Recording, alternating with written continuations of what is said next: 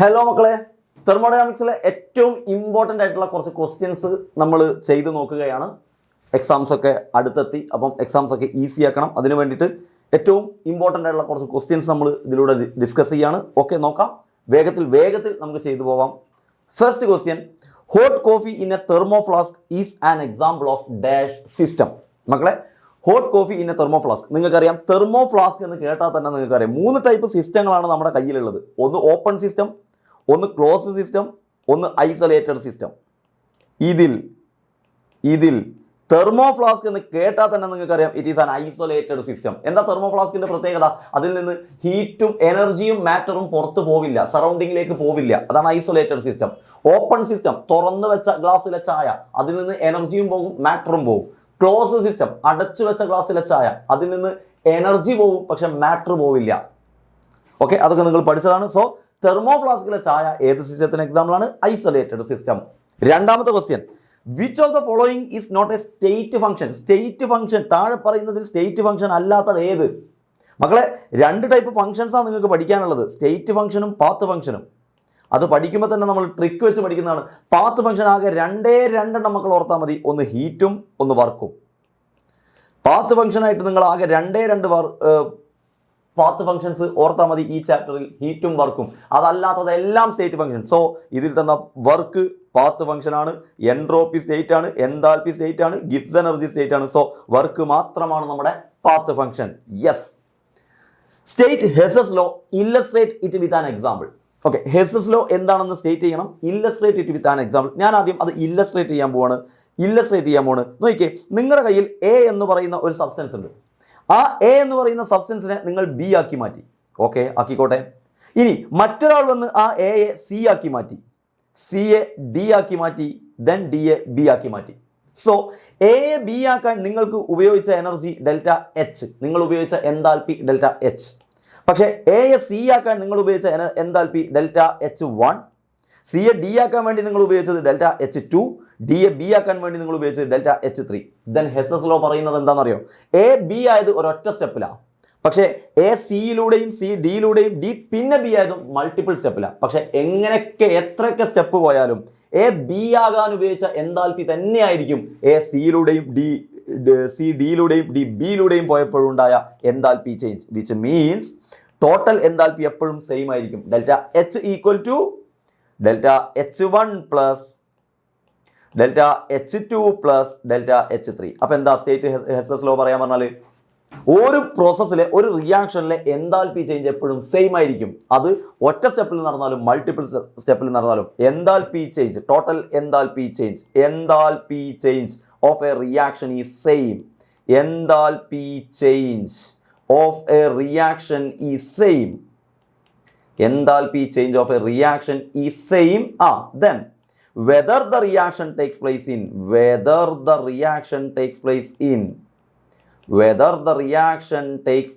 in single step or several steps,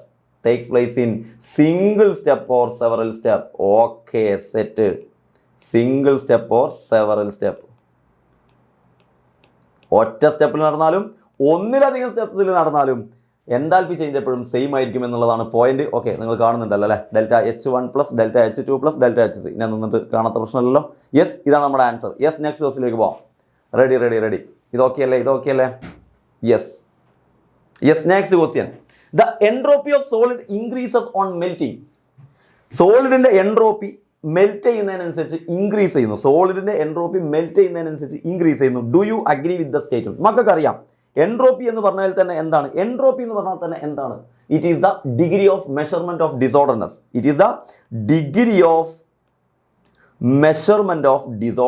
അല്ലേ? It is the degree of measurement of disorderness. ഇതാണ് entropy. അപ്പൊ മക്കളെ, ഒരു സോളിഡ് ലിക്വിഡ് ഗ്യാസ് ആവുമ്പോൾ എൻട്രോപ്പി എന്ത് ചെയ്യുന്നു? എൻട്രോപ്പി ഇൻക്രീസ് ചെയ്യുന്നു. ഒരു സോളിഡ് ലിക്വിഡ് ആവുമ്പോൾ, ലിക്വിഡ് ഗ്യാസ് ആവുമ്പോൾ എൻട്രോപ്പി എന്ത് ചെയ്തുകൊണ്ടിരിക്കുന്നു? ഇൻക്രീസ് ചെയ്തുകൊണ്ടിരിക്കുന്നു. സോളിഡ് ലിക്വിഡ് ആവുമ്പോൾ എൻട്രോപ്പി കൂടും, ലിക്വിഡ് ഗ്യാസ് ആവുമ്പോൾ എൻട്രോപ്പി കൂടും. Which means entropy of solid increases on melting. Yes, entropy of solid melt ചെയ്യുമ്പോൾ എൻട്രോപ്പി ഇൻക്രീസ് ചെയ്യുന്നു. കറക്റ്റ്. കറക്റ്റ് ആണ്. കാരണം എന്താ ഡിസോർഡർ കൂടും. കാരണം സോളിഡിൽ പാർട്ടിക്കിൾസ് ഇതാ ഓർഡേർഡ് അറേഞ്ച്മെന്റ് ആണ്. ലിക്വിഡ് ആകുമ്പോൾ അറേഞ്ച്മെന്റ് ഡിസോർഡർ ആവും. സോ ജസ്റ്റിഫൈ ചെയ്യാൻ പറഞ്ഞാൽ നിങ്ങൾ എന്ത് ചെയ്താൽ മതി, ഓർഡർ ഡിസോർഡർ ആവുന്നു, അറേഞ്ച്മെന്റ് ഓഫ് പാർട്ടിക്കിൾസ് ഡിസോർഡർ ആവുന്നു. ഓക്കെ, അപ്പോൾ അത് പോയിന്റ് സെറ്റാണ്. What is the unit of entropy change? മക്കൾക്കറിയാം ഡെൽറ്റ എസിന്റെ ഇക്വേഷൻ എന്ന് പറഞ്ഞാൽ Q/T ആണ്. ദെൻ ക്യൂവിൻ്റെ യൂണിറ്റ് നിങ്ങൾക്കറിയാം ജൂൾ, ടെമ്പറേച്ചറിൻ്റെ യൂണിറ്റ് നിങ്ങൾക്കറിയാം kelvin. So unit is joule kelvin inverse. Set, ready. Fifth question, the standard enthalpy of formation of CH4, CO2 and H2O. മക്കളെ, മൂന്നാളുകളുടെ ഫോർമേഷൻ താൽപ്പിൻ്റെ വാല്യൂ തന്നിട്ടുണ്ട്. CH4ൻ്റെ വാല്യൂ തന്നിട്ടുണ്ട്, CO2ൻ്റെ വാല്യൂ തന്നിട്ടുണ്ട്, H2Oൻ്റെ വാല്യൂ തന്നിട്ടുണ്ട്. CH4ൻ്റെ വാല്യൂ ഇതാ -74.85, CO2ൻ്റെ വാല്യൂ ഇതാ -393.5 ആൻഡ് H2Oൻ്റെ വാല്യൂ ഇതാ -286. And calculate standard enthalpy of combustion of methane. എന്ന് പറഞ്ഞാൽ ടോട്ടൽ എൻതാൽപ്പി കാണണം. Calculate standard enthalpy of combustion of methane. Methane combustion ചെയ്യുന്നതിൻ്റെ റിയാക്ഷൻ കാണാം. അഥവാ മീഥെയിൻ്റെ കമ്പഷൻ റിയാക്ഷൻ എങ്ങനെ എഴുതണം, അതാണ് നിങ്ങൾക്ക് അറിയേണ്ടത്. മീഥെയിൻ എന്ന് പറഞ്ഞാൽ CH4 ആണെന്ന് നമുക്കൊക്കെ അറിയാം. സോ CH4 അതിൻ്റെ കമ്പഷൻ എന്ന് പറഞ്ഞാൽ എന്താ, ഓക്സിജനുമായിട്ട് റിയാക്ട് ചെയ്യുക. So oxygen. സോ CH4 ഓക്സിജനുമായിട്ട് റിയാക്ട് ചെയ്യുന്നു. CH4 ഗ്യാസ് ആണ്, ഓക്സിജനും ഗ്യാസ് ആണ്. സോ മീഥെയിൻ കമ്പഷൻ നടത്തുന്നു. ഏതൊരു ഹൈഡ്രോ കാർബണിൻ്റെയും കമ്പഷൻ റിയാക്ഷൻ്റെ പ്രൊഡക്റ്റ് എപ്പോഴും കാർബൺ ഡൈ ഓക്സൈഡും വാട്ടറും ആയിരിക്കുമെന്ന് ചെറിയ ക്ലാസ് മുതലേ നമ്മൾ പഠിച്ചു വരുന്നതാണ്. യെസ്. സോ മീഥെയിൻ കമ്പഷൻ നടത്തുമ്പോഴുള്ള റിയാക്ഷൻ ഞാൻ ഇവിടെ എഴുതി. ദെൻ ഇനി എന്താ എഴുതേണ്ടത്, വെരി സിമ്പിൾ. CH4ൻ്റെ വാല്യൂ, ഫോർമേഷൻ എൻതാൽപ്പിൻ്റെ വാല്യൂ നമുക്ക് തന്നിട്ടുണ്ട് ക്വസ്റ്റ്യനിൽ. CH4ൻ്റെ ഫോർമേഷൻ എൻതാൽപ്പിൻ്റെ വാല്യൂ -74.85. ദെൻ CO2ൻ്റെ വാല്യൂ ക്വസ്റ്റ്യനിൽ തന്നിട്ടുണ്ട്. ഒരു മിനിറ്റ്, ആദ്യം ബാലൻസ് ചെയ്യണ്ടേ, ഇക്വേഷനെ ബാലൻസ് ചെയ്യണ്ടേ. CH4 4 ഹൈഡ്രജൻ, അപ്പോൾ 2H2O എന്നാക്കണം ഇവിടെ. യെസ്, CO2 ബാക്കിയൊക്കെ ബാലൻസ്ഡ് ആണ്. ഇല്ല, 2O2. Okay, CH4 + 2O2 gives CO2 + 2H2. Equation ആദ്യം ബാലൻസ് ചെയ്യണം. ഓക്കെ, ദെൻ CH4ൻ്റെ വാല്യൂ ക്വസ്റ്റ്യനിൽ തന്നിട്ടുണ്ട് -74.85. അത് എഴുതി നമ്മൾ. ഓക്സിജൻ്റെ വാല്യൂ ക്വസ്റ്റ്യനിൽ തന്നിട്ടില്ല, പക്ഷേ മക്കൾക്ക് അറിയാം ഓക്സിജൻ എന്ന് പറഞ്ഞാൽ സ്റ്റേബിൾ സ്റ്റേറ്റാ, O2 ഗ്യാസ് എന്ന് പറഞ്ഞാൽ സ്റ്റേബിൾ സ്റ്റേറ്റാ. സ്റ്റേബിൾ സ്റ്റേറ്റിൽ നിൽക്കുന്ന ആളുകളുടെ ഫോർമേഷൻ താൽപ്പിൻ്റെ വാല്യൂ 0 ആണ്. സോ അത് തന്നിട്ട്, അതുകൊണ്ടാണ് ക്വസ്റ്റ്യനിൽ തരാനത്. ദെൻ CO2ൻ്റെ വാല്യൂ ക്വസ്റ്റ്യനിൽ തന്നിട്ടുണ്ട് -393.5. H2Oൻ്റെ വാല്യൂ ക്വസ്റ്റ്യനിൽ തന്നിട്ടുണ്ട്. H2Oൻ്റെ വാല്യൂ -286 ആണ്. പക്ഷേ 2 H2Oൻ്റെ വാല്യൂ ചെയ്യണം. അപ്പം 2 × -286. സോ മക്കളെ, ഇത് രണ്ടും ആഡ് ചെയ്താൽ നിങ്ങൾക്ക് പ്രൊഡക്റ്റിൻ്റെ വാല്യൂ കിട്ടും. ഇത് രണ്ടും ആഡ് ചെയ്താൽ നിങ്ങൾക്ക് റിയാക്റ്റിൻ്റെ വാല്യൂ കിട്ടും. സോ നിങ്ങൾക്ക് ടോട്ടൽ എൻതാൽപ്പി കാണാൻ, ഡെൽറ്റ എച്ചിൻ്റെ ടോട്ടൽ വാല്യൂ കാണാൻ പ്രൊഡക്റ്റ് മൈനസ് റിയാക്റ്റൻ്റ് ചെയ്താൽ മതി. സോ മക്കളെ, നിങ്ങൾ എന്താ ചെയ്യേണ്ടത്, -286.2 + -393.5 അത് തമ്മിൽ ആഡ് ചെയ്യുക. അത് പ്രൊഡക്റ്റിൻ്റെ വാല്യൂ മൈനസ് ഇനി റിയാക്റ്റിൻ്റെ വാല്യൂ എത്രയാണ്, -74.85. ഇത് ചെയ്താൽ നിങ്ങൾക്ക് ടോട്ടൽ ആൻസർ കിട്ടും. So you will get the answer -890.65 എന്ന് കിട്ടണേ. ഇത് നിങ്ങൾ പിന്നെ ചെയ്താൽ മതിയല്ലോ. Okay, yes, set. Sixth question, state the second law of thermodynamics. What is entropy? നമ്മൾ ഓൾറെഡി ഡിസ്കസ് ചെയ്തു. It is the degree of measurement of disorderness. അത് നമ്മൾ ചെയ്തു. State second law of thermodynamics. നമുക്കറിയാം സെക്കൻഡ് ലോ എന്ന് പറയുന്ന term തന്നെ എൻട്രോപ്പിയുമായി ബന്ധപ്പെട്ടതാണ്. യൂണിവേഴ്സിൻ്റെ entropy always increases for every spontaneous process. ഇതാണ് സെക്കൻഡ് ലോ ഓഫ് തെർമോഡൈനാമിക്സ്. എന്താ സെക്കൻഡ് ലോ ഓഫ് തെർമോഡൈനാമിക്സ് മക്കളെ? സെക്കൻഡ് ലോ ഓഫ് തെർമോഡൈനാമിക്സ് എന്താ മക്കളെ? Entropy of universe. നമ്മുടെ യൂണിവേഴ്സിൻ്റെ എൻട്രോപ്പി അഥവാ ഡിസോർഡർനെസ്. എൻട്രോപ്പി ഓഫ് യൂണിവേഴ്സ്, നമ്മുടെ യൂണിവേഴ്സിൻ്റെ disorderness, entropy of universe is always increases. Always increasing. Is always increasing. Is always increasing for every spontaneous process. For every spontaneous process. ഇതാണ് second law of thermodynamics. Okay, ഇതാണ് second law of thermodynamics. Ready? For every spontaneous പ്രോസസ്സിനും നിങ്ങളുടെ യൂണിവേഴ്സിൻ്റെ entropy കൂടിക്കൊണ്ടേയിരിക്കും. Yes, then write how spontaneity of a chemical reaction is related with Gibbs energy change. Gibbs energy change എന്ന് പറഞ്ഞാൽ ആരാ? Delta G. Delta G സ്പോണ്ടേനിറ്റിയുമായിട്ട് എങ്ങനെയാണ് ബന്ധപ്പെട്ടിരിക്കുന്നത്? വെരി സിമ്പിൾ അല്ലേ ആൻസർ? അഥവാ നിങ്ങൾക്കറിയാം ഡെൽറ്റ ജിയുടെ വാല്യൂ നെഗറ്റീവ് ആണെങ്കിൽ ആ റിയാക്ഷനെ നമ്മൾ വിളിക്കും സ്പോണ്ടേനിയസ്. അതേസമയം ഡെൽറ്റ ജിയുടെ വാല്യൂ പോസിറ്റീവ് ആണെങ്കിൽ നമ്മൾ ആ റിയാക്ഷനെ വിളിക്കും നോൺ സ്പോണ്ടേനിയസ്. അതേസമയം ഡെൽറ്റ ജിയുടെ വാല്യൂ 0 ആണെങ്കിൽ നമ്മൾ ആ റിയാക്ഷനെ വിളിക്കും ഇക്വിലിബ്രിയം. ഡെൽറ്റ ജിയുടെ വാല്യൂ 0 ആണെങ്കിൽ നമ്മൾ വിളിക്കും equilibrium. 7th question. What is the difference in internal energy of a system? What is the difference in internal energy എന്ന് പറഞ്ഞാൽ ഡെൽറ്റ യു എന്താണെന്നാണ് ചോദ്യം. എപ്പം if 100 kilo joule of energy is radiated out. നിങ്ങളുടെ കയ്യിൽ ഒരു സിസ്റ്റം ഉണ്ട്, ആ സിസ്റ്റത്തിൽ നിന്ന് 100 kilo joule energy radiated out, പുറത്തേക്ക് പോകാറുണ്ട്. സിസ്റ്റത്തിൽ നിന്ന് പുറത്തേക്ക് പോകണമൊക്കെ minus. So 100 kilo joule energy പുറത്തേക്ക് പോയി എന്ന് പറഞ്ഞാൽ ഹീറ്റ് പുറത്തേക്ക് പോയി എന്നാണ് അർത്ഥം. Yes, out without doing any work. So work 0. So മക്കളെ ഡെൽറ്റ യുവിൻ്റെ ഇക്വേഷൻ Q പ്ലസ് W മക്കൾക്ക് എല്ലാവർക്കും അറിയാം. Delta U equal to Q plus W. W ഇവിടെ 0 ആണ്. So delta U equal to Q, which means delta U equal to എന്ത് വരും? -100 kilo joule. Ready? Very simple and humble question. 8th question. The equilibrium constant for a reaction is 5. Equilibrium constant തന്നിട്ടുണ്ട്, which means എന്താണ് തന്നത്? Kc ആണ് തന്നത്. What will be the value of delta G0? എന്താണ് delta G0 കണ്ടുപിടിക്കാനുള്ള equation? Delta G0 equal to -2.303 RT log Kc. Then -2.303 into ആറിൻ്റെ value അതാ ക്വസ്റ്റ്യനിൽ തന്നിട്ടുണ്ട് 8.314 ഇൻറ്റു ടെമ്പറേച്ചർ അതാ ക്വസ്റ്റ്യനിൽ തന്നിട്ടുണ്ട് 300 ഇൻറ്റു ലോഗ് Kc, വിച്ച് മീൻസ് ലോഗ് 5. ഇതങ്ങ് കൊടുത്താൽ your answer will be here. So log 5ൻ്റെ വാല്യൂ ഒക്കെ കാൽക്കുലേറ്ററിൽ കൊടുത്താൽ നിങ്ങൾക്ക് ലാസ്റ്റ് ആൻസർ ആയിട്ട് കിട്ടും -4014 ഇൻറ്റു 9.8 ജൂൾ പെർ മോൾ ആണേ.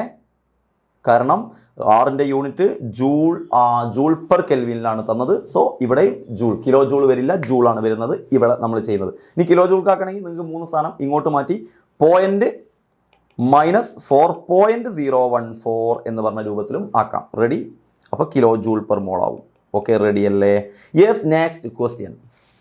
Enthalpy and entropy changes of a reaction are 40.63 kilo joule per mole. അപ്പോൾ എൻതാൽപ്പി ചേഞ്ച് ആണ് തന്നത്. ഫസ്റ്റ് ഞാൻ അടയാളപ്പെടുത്തിയത് enthalpy change. Then entropy change 108 joule per kelvin per mole. Predict the feasibility. മക്കളെ feasibility എന്നതുകൊണ്ട് ഉദ്ദേശിക്കുന്നത് spontaneity എന്താണെന്ന് അറിയാനാണ്. സ്പോണ്ടേനിറ്റി കാണണമെങ്കിൽ നിങ്ങൾ എന്ത് കാണണം? ഡെൽറ്റ ജി കാണണം. റെഡി? സോ ചോദ്യം എന്താണ്? ഡെൽറ്റ ജി കാണാനാണ്. യെസ്, അപ്പോൾ ഡെൽറ്റ ജി കാണണം. ഡെൽറ്റ ജിയുടെ ഇക്വേഷൻ എൻതാൽപ്പി ചേഞ്ചും എൻട്രോപ്പി ചേഞ്ചും തന്നാൽ ഡെൽറ്റ ജിയുടെ equation delta H minus T delta S. Ready? So delta G equal to delta എച്ചിൻ്റെ വാല്യൂ കിലോ ജൂളിലും ഡെൽറ്റ എസിൻ്റെ വാല്യൂ ജൂളിലുമാണ് തന്നത്. ഒന്നെങ്കിൽ രണ്ടിനെയും ജൂൾക്ക് മാറ്റണം, അല്ലെങ്കിൽ രണ്ടിനെയും കിലോ ജൂൾക്ക് മാറ്റണം. മക്കളെ ജൂളിനെ അല്ലെങ്കിൽ കിലോ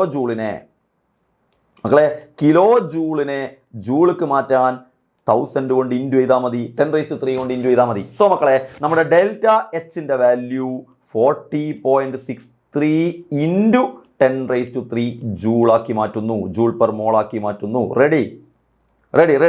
സോ ഡെൽറ്റ എച്ചിൻ്റെ വാല്യൂ 40.63 ഇൻറ്റു 10³ യെസ്, ഡെൽറ്റ എച്ചിൻ്റെ വാല്യൂ കൊടുത്തു. Minus temperature 27 degree Celsius, which means 300 kelvin. So 300 into delta എസിൻ്റെ വാല്യൂ 108.8 ജൂൾ തന്നെ മതി. ജൂൾ 108.1 അല്ല, അവിടെയുള്ള ബ്രാക്കറ്റ്. യെസ്, ഇത് ചെയ്ത് കഴിഞ്ഞാൽ നിങ്ങൾക്ക് ആൻസർ കിട്ടും. നിങ്ങൾക്ക് ഡെൽറ്റ ജിയുടെ വാല്യൂ കിട്ടും സുഹൃത്തുക്കളെ. സോ ഇത് ചെയ്തപ്പോൾ നിങ്ങൾക്ക് എത്ര ആൻസർ കിട്ടിയത്? ഇത് ചെയ്തപ്പോൾ നിങ്ങൾക്ക് ആൻസർ കിട്ടുന്നത് 7990 joule per mall. So predict the feasibility എന്ന് പറഞ്ഞാൽ എന്താ? ഡെൽറ്റ ജിയുടെ വാല്യൂ പോസിറ്റീവ് ആണ് കിട്ടിയത്. സോ നമ്മൾ വിളിക്കും ഇത് നോൺ സ്പോണ്ടേനിയസ് ആണ്, അഥവാ നോട്ട് ഫീസിബിൾ ആണ്. ഡെൽറ്റ ജിയുടെ വാല്യൂ പോസിറ്റീവ് ആണെങ്കിൽ നമ്മൾ പറയും നോൺ സ്പോണ്ടേനിയസ്. റെഡി? മൈനസ് ആയിരുന്നെങ്കിൽ, നെഗറ്റീവ് ആയിരുന്നെങ്കിൽ നമുക്ക് പറയാം സ്പോണ്ടേനിയസ്. ഇത് നോൺ സ്പോണ്ടേനിയസ് ആണ്. സെറ്റ് അല്ലേ മക്കളെ? നെക്സ്റ്റ് ക്വസ്റ്റ്യനിലേക്ക് പോകാം. 10th question. Calculate standard enthalpy of formation of CH3OH from the following data. നോക്കിയേ, CH3OHന്റെ ഫോർമേഷൻ എൻതാൽപ്പിയുടെ വാല്യൂ കാണണം. എങ്ങനെയാണ് CH3OHന്റെ ഫോർമേഷൻ എൻതാൽപ്പി എഴുതുക മക്കളെ?